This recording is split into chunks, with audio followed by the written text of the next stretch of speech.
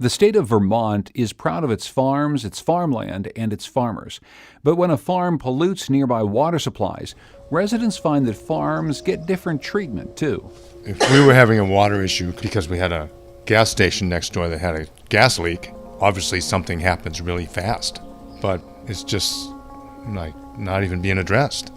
From the New England News Collaborative, this is Next. I'm John Dankosky. Coming up, an investigation into where agriculture and environmental protection collide. We'll also look into another problem facing dairy farmers today. They rely on a workforce made up largely of undocumented workers. If they swoop in and clean out my workforce, my wife and I can't run this place by ourselves. And we'll visit a driving school that's trying to answer that age-old question. It's winter in New England, so why can't people drive in the snow? I spent an incredible amount of time learning the old way, which is hitting things. It's next. Next is powered by the New England News Collaborative, 8 public media companies coming together to tell the story of a changing region, with support from the Corporation for Public Broadcasting. This is Next. I'm John Dankosky. Big news this week about marijuana, both here in New England and also in Washington. Let's start in Vermont, where that state became the first to legalize recreational marijuana through the legislative process. Other states, including Massachusetts and Maine, have done it through citizen referendums. Both of those states, as we've reported on, have been slowly working on legislative fixes to those laws that will allow for retail sales and taxation.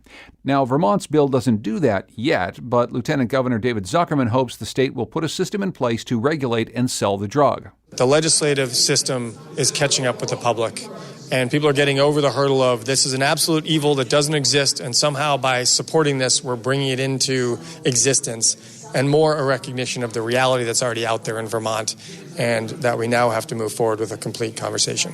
In Connecticut, where medical marijuana is legal, the state announced this week that they'll award 3 new licenses to dispensaries. But hanging over all of this is an announcement by U.S. Attorney General Jeff Sessions. He's rescinding an Obama-era policy against enforcing the federal law criminalizing the drug. He's given prosecutors in those states discretion to prosecute violators. And the top federal prosecutor in Massachusetts has said he can't promise to take a hands-off approach to legalized marijuana.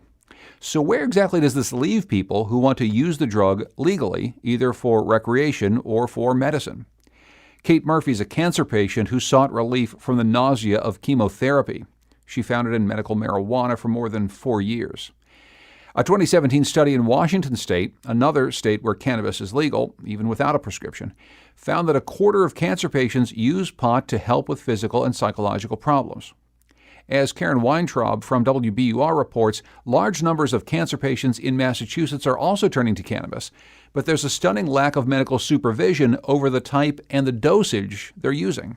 Chemotherapy left Kate Murphy feeling terrible. They give you pills that'll help take some of the nausea away, but for the most part, I felt nauseous 24/7. After losing 15 pounds from her already slim frame, she remembered what a fellow cancer patient had told her while she was waiting for her first dose of chemotherapy. Make sure you get some medical marijuana. Scientific research supports the idea that cannabis can treat the nausea of cancer therapy, in addition to some types of cancer-related pain. But only about 1% of the doctors in Massachusetts hold a license to prescribe it, and there hasn't been much interest among cancer care providers in cannabis. Last June, the Massachusetts Medical Society approved a new online curriculum on medical marijuana. 6 months later, only 27 medical professionals had taken the section on cancer care and cannabis. For Kate Murphy, a 50-year-old mother of 3 from Lexington with stage 2 breast cancer, it was a struggle to find someone to help her navigate the medical marijuana system. In terms of figuring out what to get and what kind of marijuana there is, there's more to it than you can ever imagine. Murphy asked her oncologist at Mount Auburn Hospital in Cambridge if it was okay for her to use marijuana. The doctor didn't say no, but didn't offer any further advice. And Murphy says she got no help from patient advocates or nurses either. They said, yes, you can look into it, but I felt sad because you're so lost and you're so sick, and this is so not your area of expertise, that it was very upsetting to me to not get direction one way or the other. Murphy ended up getting advice from Dr. Jordan Tischler. Tischler owns and operates Inhale MD, 2 Boston area medical marijuana clinics. He says he has cancer patients referred to him by the Dana-Farber Cancer Institute and the Mass General Cancer Center. Both Dana-Farber and Mass General told WBUR they had no experts on staff to speak with us. Tischler explains that medical centers, particularly those that take federal funding, are in a tight spot because federal law still classifies cannabis as an illegal drug. Most of those institutions are prohibited and or afraid of the prohibitions from the federal government, and so have opted not to pursue this within their domain. Last week, U.S. Attorney General Jeff Sessions threw another wrench into the system by deciding to resume enforcing federal laws against marijuana, even in states where it's now legal. It's not clear yet what, if anything, that will do to Massachusetts' medical marijuana system. Here in the Commonwealth, state-licensed medical marijuana dispensaries are the intermediaries between doctors and patients. Dispensaries offer a huge range of cannabis products, from vaporizers to gummies, at various doses and strengths. But Tischler warns his cancer patients against getting advice on cannabis, either from the internet, which he says is loaded with misinformation, or from the counterfolks at the dispensaries, who are not allowed under state law to give medical advice. Fundamentally, they're salespeople. Their level of training, I often say, is about the level of a Starbucks barista. So I tell patients, look, if you wouldn't ask your coffee guy about your health, probably you shouldn't ask these guys either. The good news, Tischler says, is that cannabis is generally very safe. He recommends that cancer patients buy their marijuana from a dispensary because the state's inspections ensure a safe, consistent product. The worst side effect for most patients, he says, is an unwanted feeling of getting high when they've taken too much. Norton Arbelas is Director of Government Affairs for New England Treatment Access, which grows and dispenses medical marijuana.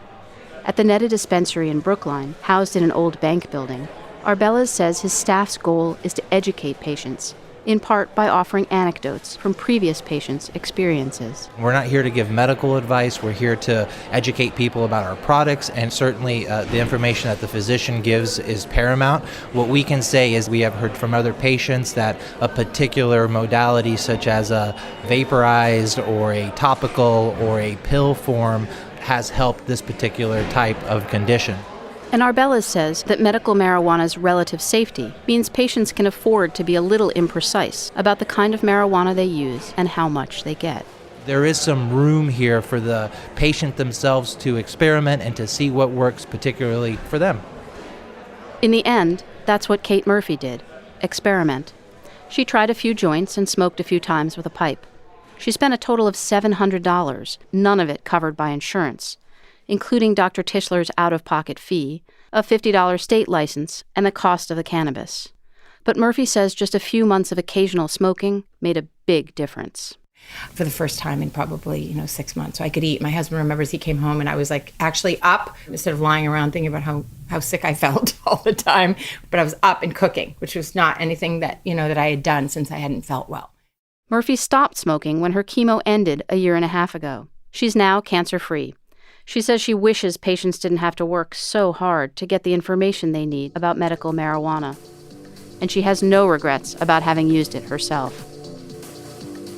That's Karen Weintraub of WBUR reporting. As all of New England was gripped with record-setting cold temperatures over the last few weeks, you may have been wondering, will it ever be warm again? But that cold snap also prompted doubters of climate change science to come out in force. Among them, President Donald Trump, who tweeted, "In the East, it could be the coldest New Year's Eve on record. Perhaps we could use a little bit of that good old global warming that our country, but not other countries, was going to pay trillions of dollars to protect against. Bundle up." Many responses to his tweet included links to a pretty cool visualization tool called the Climate Reanalyzer, which was created at the University of Maine's Climate Change Institute. It showed a globe with one small corner, much of the eastern U.S., blanketed with colder than normal temperatures, and the rest alight with red, showing temperatures above normal. We wanted to learn more about the tool and what it can tell us about the realities of climate, so we turned to Sean Burkle. He's Maine State climatologist and research assistant professor at the Climate Change Institute at the University of Maine. I started off by asking him about the difference between climate and weather. Well, the primary difference is weather is what you experience now, today, perhaps over the next week, whereas climate is average weather over typically years, decades. Climate is really a matter of understanding long-term trends. Can you just talk us through what exactly the climate reanalyzer shows people so they can understand what weather is like in the world at any one time? Sure. In the last couple of years, the site has been getting more notice, particularly whenever there's an extreme weather event. But the graphic that appeared in many media articles, it's the near surface temperature anomaly. And that word really just refers to a daily temperature anomaly in comparison to a climate reference for the same day of the year. So what we find when we look at a temperature anomaly map for the last couple of weeks, it could be at 1 or 2 days within that period, or really the 2 weeks, you see that aside from North America, particularly Central and Eastern North America, most of the globe shows temperature departures above normal. And so most of the world is warmer than it has been historically. But for this particular event, and we can call it a weather event, the circulation of the atmosphere was just so that air was being pushed out of the Arctic into North America, and it was being pushed out by a circulation over the North Pacific in western U.S. and Canada, in which very warm air was being brought into the Arctic. And so air had to be displaced. And because of the circulation across the hemisphere, that just happened to favor this particular pattern where air was being funneled right over much of eastern Canada and the U.S. So in essence, the cold air that we were feeling for all this time was coming down from the north because warm air was pushing it out of the way. So was the cold snap that we just had in New England because of climate change? One way to look at this is that weather develops in response to a number of different factors, including what the boundary conditions are. If we consider what the current state of the world oceans is, what the sea surface temperatures are in the low latitudes, and how much sea ice there is, the chemistry of the atmosphere, those are boundary conditions. And then, of course, there's solar heating. And the weather that develops for any given climate state is impacted and affected by the boundary conditions. The boundary conditions today and now in the past couple decades are much different than they were a century ago. That's the climate warming. Over time, the boundary conditions become altered by the gradual accumulation of heat. And so the circulation of the atmosphere is going to respond to that. And over time, things might be a little different. The annual cycle at a given location the growing season will be a little longer, the cold season will be a little shorter. This particular weather pattern that we experienced the last couple of weeks, although in an isolated way it's a weather phenomenon, it could be related to the warming Arctic. But there's another piece of climate change that you follow that I want to talk about. What do we know about climate change causing just worse storms and storm surges? We find in the North Atlantic, over the historical record, there are intervals of a couple decades where conditions are cooler than normal, warmer than normal, cooler than normal, but with an overall upward trend. Hurricanes, for the most part, will increase during the warm intervals in the North Atlantic. And one thing to point out is for a couple of years, there was a lull in hurricane activity, 2014, 2015, and those 2 years, the North Atlantic had a weak to moderate cooling. But the last couple of years, the basin has warmed up again. And so that supports the idea that when the North Atlantic is warmer, there's more fuel for the hurricanes. There's the warmer sea surface temperatures provide moisture. The overall trend, again, is towards warming conditions. So let's talk about another warming body of water, and it's not too far from where you are right now. We've read that the Gulf of Maine is actually one of, if not the fastest warming body of water on the globe. First of all, is that true? And if so, why is that? It is true that over the last couple decades, the Gulf of Maine has warmed faster than most anywhere else in the globe. Over time, there will be variability to this. That there will still be cool years in the Gulf of Maine, but the trend is very clearly showing that there should be overall warming. People would obviously want to know, what does the future hold? What can we expect? We can expect that over the next few decades that there should be overall warming in the Gulf of Maine, but we should not discount the possibility that there may be a few cold years as well. And again, it just relates to the complexities associated with what's happening with the Gulf Stream and the flow of cold water coming down from the Arctic, and then what the particular prevalent atmospheric patterns are.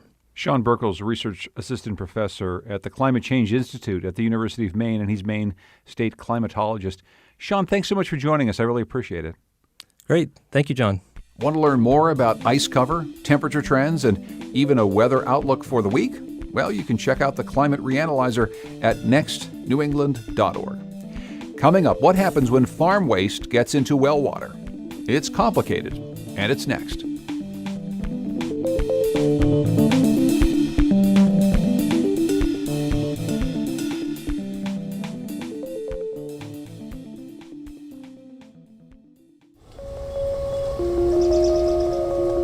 Next is made possible in part by our founding supporters who believe in the power of collaborative news coverage, including the Common Sense Fund, supporting the New England News Collaborative in its coverage of climate change and global warming. We've reported here on how nutrients like phosphorus and nitrogen run off from farms into bodies of water, can cause algae to bloom and fish to die from lack of oxygen. But these chemicals can also leach into drinking water and cause problems for humans.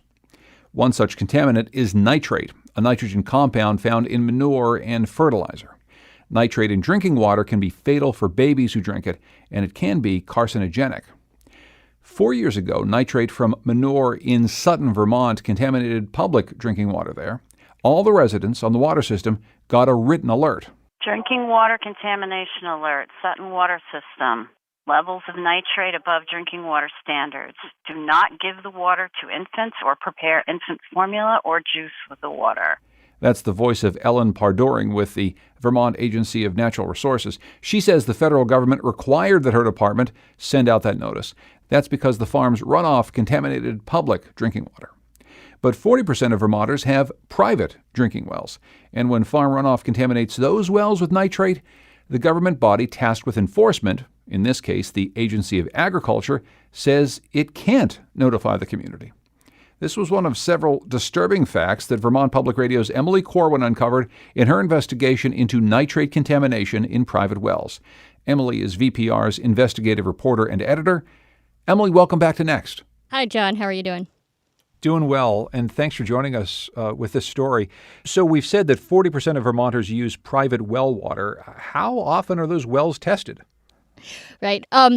Those wells are not required to be tested in any way, really. It's up to the private well owners to do that. And of course, the health department is frequently encouraging Vermonters to test their private wells, but only about 5% actually do.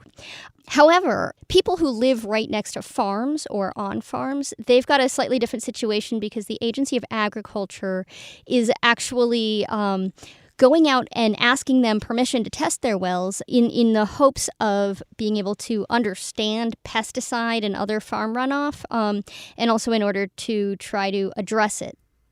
So what happens when the Agency of Agriculture tests a well and finds that the nitrate levels are over the legal limit? What happens next? Well, that's really the nut of my investigation, which is I found that what the agency says it does and what it actually does are different at times, and what they actually do is rarely documented. What they say they do when a well tests over the legal limit for nitrate is they say that they tell the well owner and recommend that owner, if they're drinking the water, find a different water source. And that they do. That I confirmed. But then they say they analyze the geography and the geology of the farmland and in order to identify if vulnerable neighbors may also be drinking contaminated well water. And then they say that they go knock on those people's doors and ask to test their water if they think that the neighbors may be vulnerable to well contamination. And it's that which I found, A, is almost never documented, and B, I confirmed when it comes to testing neighbors' wells, In the cases that I reviewed, it doesn't appear to happen, at least not often. So in your story, you get into a dispute between two neighboring families. They're the Lagases. They own a dairy farm. Next door to them are the Levinskys. When nitrate levels above the legal limit are found in the Levinskys' well, they think that it's coming from the Lagases' farm. What can you tell us about this dispute, Emily? So the Levinsky family, Mary Ellen and Jim Levinsky, they moved to East Hardwick, this town in Vermont, in 1989. And one day in the year 2000, Jim Levinsky's at work and he discovers this rash under his wrists, on the bottoms of his feet. And his doctor says, listen, you need to get your water tested. And they find out that the Agency of Agriculture has this testing program, and the agency comes and for free tests their water. And the agency says, you need to stop drinking your water. And what they found is, the rash was probably caused by low levels of an herbicide. That's not what was concerning the Agency of Agriculture. They've had very high levels of nitrate, this compound that is part of manure and fertilizer, and had leached into the groundwater. The Levinskys, immediately begin trying to get the agency to investigate. They suspect it's this big dairy farm next door run by the Lagases. Now, the Agency of Agriculture, because of, all of this prodding by Mary Ellen and Jim Levinsky, they do a lot of investigation, and they write in 2002 that the Lagases are not responsible. It's not the dairy farm. Then, in 2005, after additional investigation and testing, the Agency of Agriculture actually did believe that the Lagases were likely contributing at least to the contamination of the Levinsky well. But the agency never tells anyone that. They didn't send this in a letter to the Levinskys. As far as I understand, they did not send it in a letter to the farm owners. And so nobody is held responsible.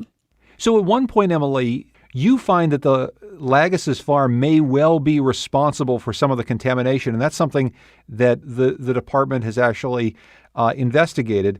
But then meanwhile, you go back and ask, and they say, well, it could be other things. It could be the Levinskys' own animals. I guess my question is, what do we know about the Lagas farm? I mean, is it up to date? Is it in compliance? Is it properly preventing contamination and runoff right now? So you're getting at a really important question here, which is the differentiation of, is a farm abiding by the current requirements? And the answer for the Lagases are yes. They are proactive when it comes to protecting the environment. They are in compliance with all of the requirements from the Agency of Agriculture.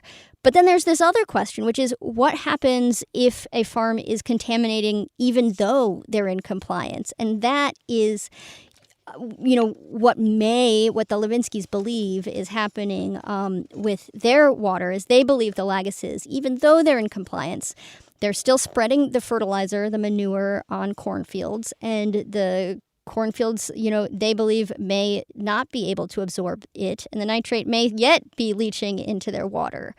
And it's really hard to pin these things down, you can argue that maybe the nitrates were there from farmers that preceded the Lagases, maybe even the farmers who were on the Levinskys' land years and years before they got there. The thing that the Levinskys are always coming back to, though, is that the Lagas farm is unlike, dairy farms over the course of Vermont history, which have tended to be small sort of family farms, as is the trend these days. The Lagas farm has over 1,000 head of cattle, and they grew from about 150 cows in 1990 to that size. It's pretty rapid growth, and that's a pretty high concentration of manure that's all, being stored on the Lagas farm and being spread on the Lagas fields. So I want to play a piece of tape here from your reporting from Jim Levinsky. It speaks to some of his frustrations with the way the state of Vermont is handling his complaint. If we were having a water issue caused by PFOAs, or because we had a gas station next door that had a gas leak, obviously something happens really fast. But because it's an agricultural thing, it seems like it's just like not even being addressed.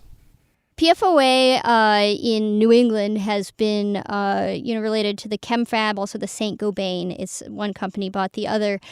These plastic plants in southern New Hampshire, also in Vermont and upstate New York.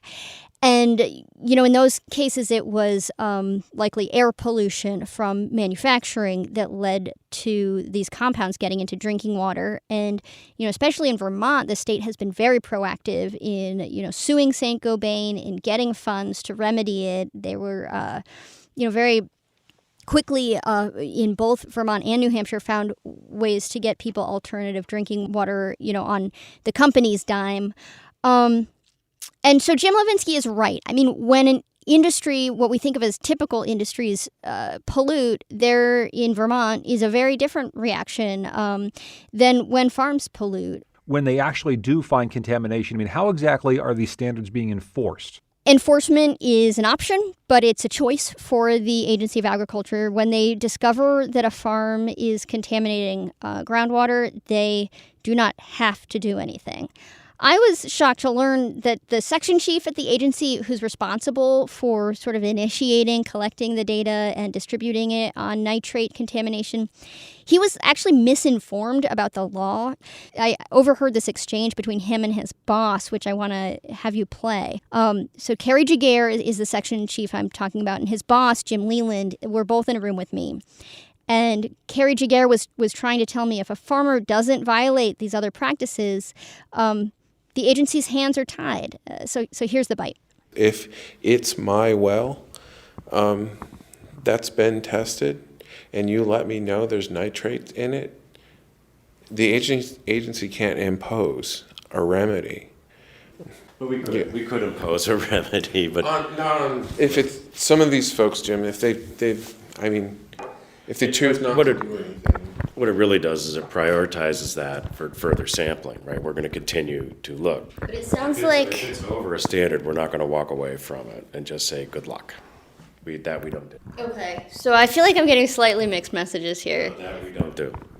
If it's over the standard, we're going to continue to sample and analyze, especially if it's an on-farm water supply. We have all the authority in the world to do that. So you can see why, if an agency has confusion about what they are legally able to do, they might choose to sort of offer the carrot instead of the stick. They don't, necessarily aren't aware of the fact that they can enforce these laws if they want to. And along those lines, when I was asking, why is your process with the farmers, so casual? This is what I learned. We have a small staff, and it sounds like you've got a picture of big government and systems and processes. We've got a community that has contacted the Agency of Agriculture to help them solve a problem. We send one person, maybe two, that assesses the situation, tries to figure out what's going on, tries to figure out what's going on underground, and what ag practices could be changed to mitigate the issue in the community. This is a community effort that the farms are the heart of the community, and everybody's involved in the solution. It's not so much a regulatory process that initiates from the agency. From the reporting that you've done, does it seem as though the movement needs to be away from this casual approach taken from the Agency of Agriculture, maybe to something that looks more like an enforcement mechanism, like a state or a federal EPA? Activists in Vermont, environmental activists, really feel that the Agency of Agriculture has a conflict of interest, that they were designed to be a lobbyist for agriculture, and that they are, don't have the background that's necessary to be the enforcer of, agricultural pollution. And Chris Killian is the sort of head spokesperson for environmentalists when it comes to agricultural problems. He's with the Conservation Law Foundation in Vermont, and he sort of explains the, changes in the trends in Vermont agriculture, and also some of the frustration that people like him, activists and environmentalists like him, are feeling. So let's listen to this bite. These facilities are best characterized as milk factories. not as, Snowflake and Bessie and little girls on three-legged stools milking cows. That just doesn't exist anymore. The barefoot young boy with a straw hat and a switch bringing the cows in, that's a fiction. We're talking about industrial practices and where those industrial practices impact neighbors and impact people and put their health at risk. Those industrial actors, those industrial farms should be held accountable for that. Emily, when we've done reporting on contamination before, there's always this idea that if someone is being harmed, after a certain amount of time, if governmental agencies aren't going to do anything about it, they'll just go to the courts and sue. I mean, when you talk to the Levinskys and the Lagases, I mean, is there any thought that maybe the Levinskys are just going to take the Lagases to court and say, hey, look, you're contaminating my groundwater, do something about it? I mean, I got to tell you, John, having moved from New Hampshire, reporting in New Hampshire, to Vermont relatively recently, this is, I think, something that is cultural and perhaps different between the two states, and something that makes Vermont unique is this incredible commitment to community. And when I talked to people whose wells had been contaminated, over and over again, I was told, I would never sue my neighbor. It would almost be, an unthinkable tragedy to have to sue your neighbor here. When I talked to Chris Killian, the lawyer with the Conservation Law Foundation, I mean, I almost felt like he wanted me to encourage people to sue over this. Like, he's frustrated that the courts haven't had as much opportunity to, pressure farms and maybe pressure lawmakers to look at this differently. I guess I'm wondering, out of all this reporting, what you think can happen next? I mean, what's the solution for homeowners living next to dairy farms? There's not going to be lawsuits, it seems. Nothing's really being regulated at the state level in the way that it maybe would be regulated in other states. So what do you see happening next? These issues, the issues of how to regulate farms, they are not new in Vermont. I mean, my, discoveries about the widespread nitrate contamination and the way that the agency is handling it, that may be new. But lawmakers have had a lot of opportunities to make changes, and they haven't. I think that, realistically, there are a few things that could happen.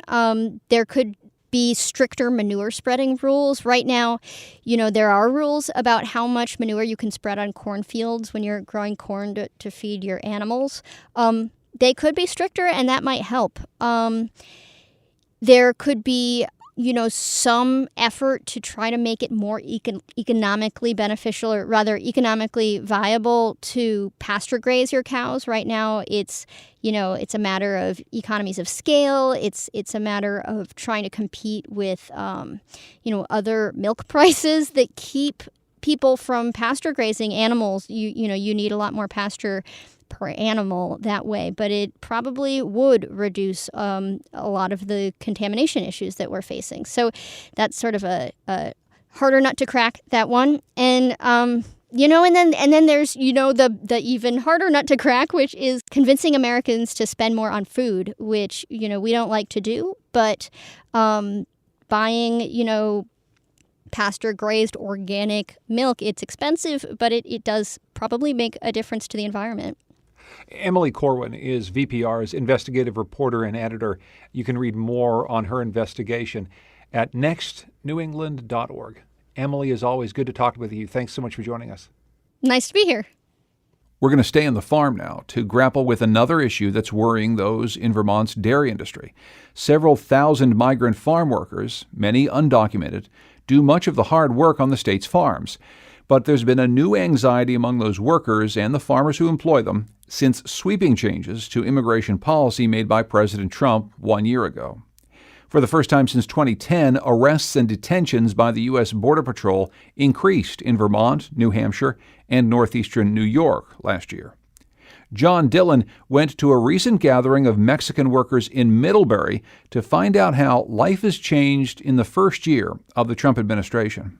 Hola, compañeros, ¿cómo están? To give you a sense of how important Mexican farm workers are to the Vermont dairy economy, consider that twice a year, the Mexican government comes to a Vermont farm community to help hundreds of its citizens with financial and legal advice. and to issue government IDs. About 140 mostly undocumented workers turned out at a church meeting hall on a Saturday to share a warm meal with friends and to meet with their government officials. Jose Aguilar had come over from New Hampshire to renew his passport. Our interpreter asks him a question. When do you want to head home? Tomorrow morning. Yeah, because I will be late today. Aguilar, who likes to practice his English, jokes that he can't leave for Mexico right away because there's a long line to get his passport renewed. But he's not going home. And ask him why he's in New England, and he gives you the same answer as everyone else here. I work in the farm with the cows, just working. I'm working hard. Aguilar slips back to Spanish as he talks about how living conditions for his family in Mexico, their housing, even their basic nutrition, has improved with the remittances he sends home. Yes, the sacrifice is worth it because here we can achieve what we could never achieve in Mexico. So the work is steady, the pay helps their families, but most of the farm workers say the stress of living while undocumented has increased over the last year.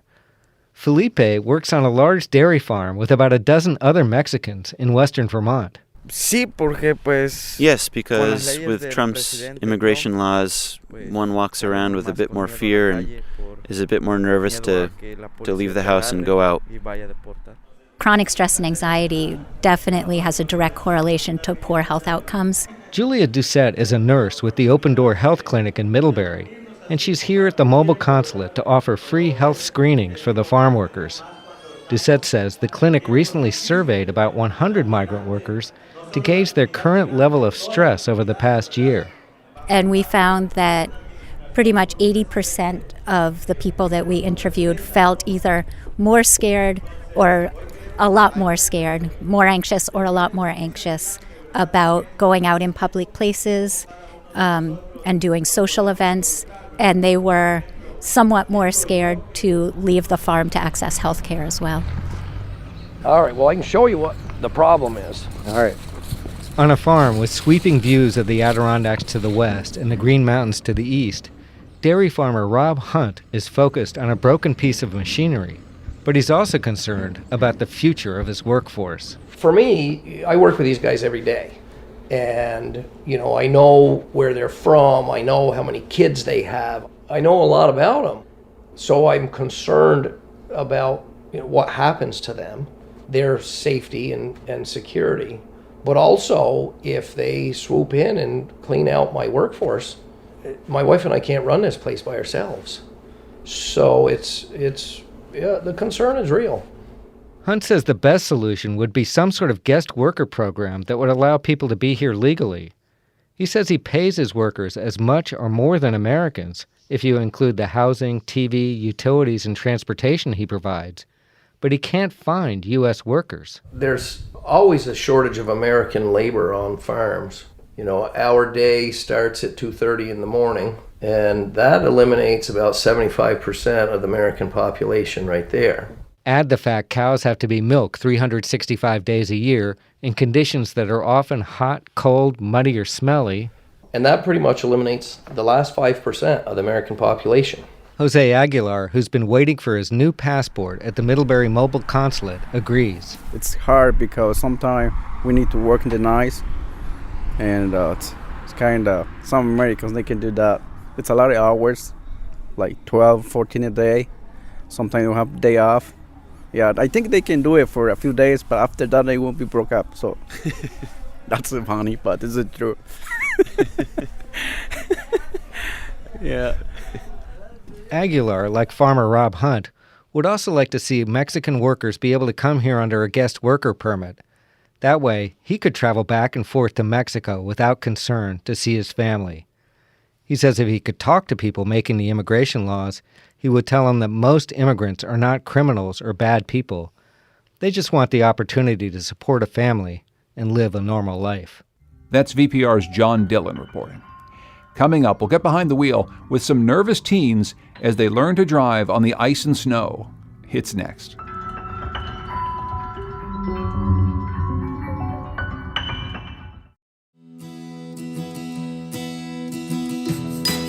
Next is made possible in part by our founding supporters, who believe in the power of collaborative news coverage, including the John Merck Fund, supporting the New England News Collaborative in its coverage of climate and clean energy. You've probably said it to yourself this winter. It's New England. Why can't anyone drive in the snow? Reporter Chris Jensen went to find a school that teaches the dying art of winter driving. When rally driver Tim O'Neill was a teenager, trying to learn how to drive on the snow and ice-covered roads in the North Country, it was, well, a hit-or-miss situation. I spent an incredible amount of time learning the old way, which is hitting things. Now, O'Neill runs a 600-acre driving school in Dalton, New Hampshire that focuses on rally driving. But it also includes a one-day winter driving course. And on a Saturday in January, about a dozen folks have paid the $499 tuition. They're driving on a huge open area covered in ice and snow and surrounded by snowbanks. Instructor Chris Komar is riding with 16-year-old Brenna Morgan.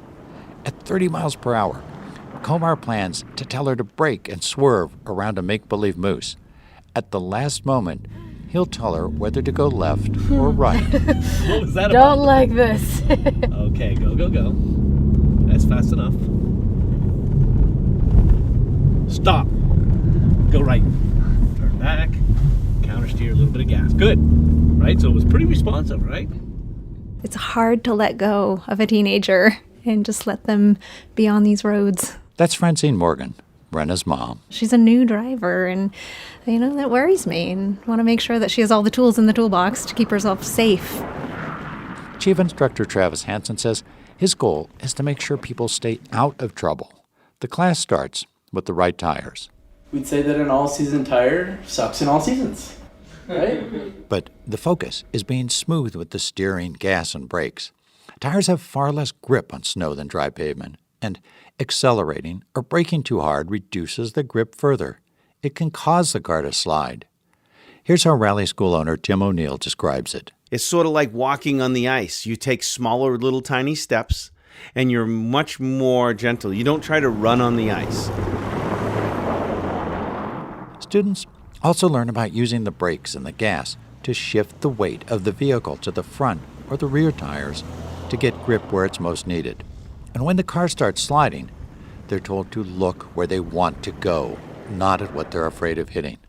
By mid-afternoon, most of the students are confidently handling skids. Brenna was nervous at the start of the class. She'd only driven on snow twice, but she's had a good day. I feel like I could keep myself safe if there were adverse conditions, which is really comforting. But it's been a tough day for high school student Wade Atkinson. Wade's Acura has all-season tires. There's very little grip. Go right. Turn back. Counter steer a little bit this way. A little bit of gas. Oh, stop. They're done. Oh. Yep, you came in a little bit fast. Yeah. All right, let's see if she'll come out of here. Oh, losing control of your car, it's so scary. You feel completely helpless, and you're worried you're going to break something, and that's probably the largest thing that really hurts, is being afraid that you are going to break something on the car. After all that, Wade's conclusion is that he really wants snow tires. That was Chris Jensen reporting. Composer Amy Beach was born in Henniker, New Hampshire in 1867. By the time she was 29, she was famous all over the world for being the first American woman to write a symphony. To celebrate the 150th anniversary of her birth, the University of New Hampshire has been honoring Amy Beach with a series of special performances. NHPR's Sean Hurley recently visited the school to learn more about the composer and her music.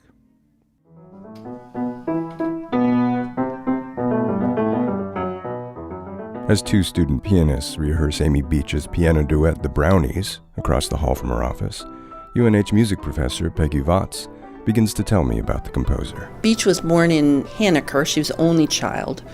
Her mother says when she was not 2 years old yet, her mother would be singing a hymn or something, and she would harmonize. But despite knowing Amy had a special relationship to music, her mother in particular had a philosophy of not allowing the child to indulge every wish or whim early, so she denied her touching the piano, playing the piano. And so Amy Beach began to play it in her head. She went to her grandparents' farm in the summer, and while she was there, she, in her head, wrote some piano waltzes. She came home and she told her mother that she'd made some waltzes, and her mother said, well, there's no piano there, you couldn't have done it. She said, oh, she did it in her head, and then sat down at the piano and played them. Amy Beach was 4 years old. And at some point, her aunt came visiting from San Francisco, and her aunt said, this is ridiculous, let her play the piano, you know. So then her mother started giving her lessons. So she got 3 short piano lessons a week. If they wanted to punish her when she was a child, they'd play something sad on the piano, and she'd cry. And usually, the punishment was this: Louis Gottschalk's Last Hope. She made her debut with the Boston Symphony when she was 16, playing concerto with them, when her parents finally allowed her to perform in public. I think, left to her own devices, she would have been a performing pianist. But at the age of 18, Amy met and soon married the wealthy and considerably older Dr. H.H.A. Beach. I mean, what he wanted her to do was compose. He was fixated on it.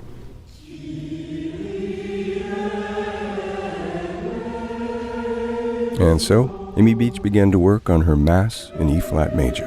Just a huge undertaking. And that's the first thing she did. It was premiered by the Handel and Haydn Society. It was 1889, and Beach was 22 years old. She was really almost completely self-trained. She would study everything that the Boston Symphony performed, for example. She'd go home and she'd try to write it all down. Then she'd study the way the composer had done it. She translated from the original French Berlioz's book on orchestration so that she could study orchestration in that way. She never learned to cook in her life. She never did housewife duties, never learned to drive, and no sort of practical abilities. Dominique, you, no pranks from you pirates. Couldn't cook or drive, but she could write an opera, as students Kate Curtis and Zach Hartridge tell me, as they sing and discuss Beach's lone opera, Cabildo. It's a really great opera because it's wicked accessible, because it's in English, and it's about pirates and ghosts and romance. So, I wasn't afraid to tell people, anybody to come to it. Oh, and it's short. Yeah. It's only 45 minutes. Yeah, short pirate opera. Probably as good as operas get. In the UNH recital hall, student orchestra bassoonist Nick Pitcher plays an A note. And the rest of the orchestra tunes to him before playing Beach's Bal Masqué.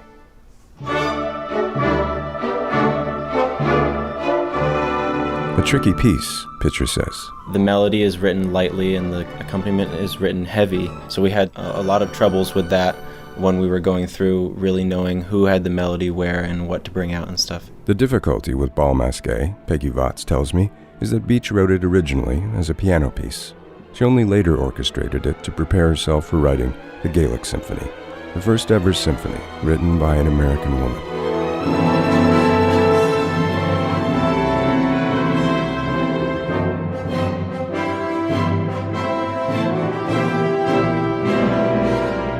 Although Amy Beach spent her young childhood in New Hampshire and most of her adult life in Boston and New York, she did spend 20 summers at the MacDowell Colony in Peterborough. She voted here and maintained her residency here, and frequently returned to visit one of the many beach clubs in the state, to play and talk about music, often, as Peggy Watts tells me, with children. And this is a letter written to the Etude magazine by a little girl named Lizabelle Gay, who was from the beach club in Wolfboro. There are nearly 30 members in all. Most of us are under 12 years of age. When Mrs. Beach plays, she lets us all stand around her. We wish all children could have a beach club, and of course they can, but there is only one Mrs. Beach, and she belongs to us. And she still does.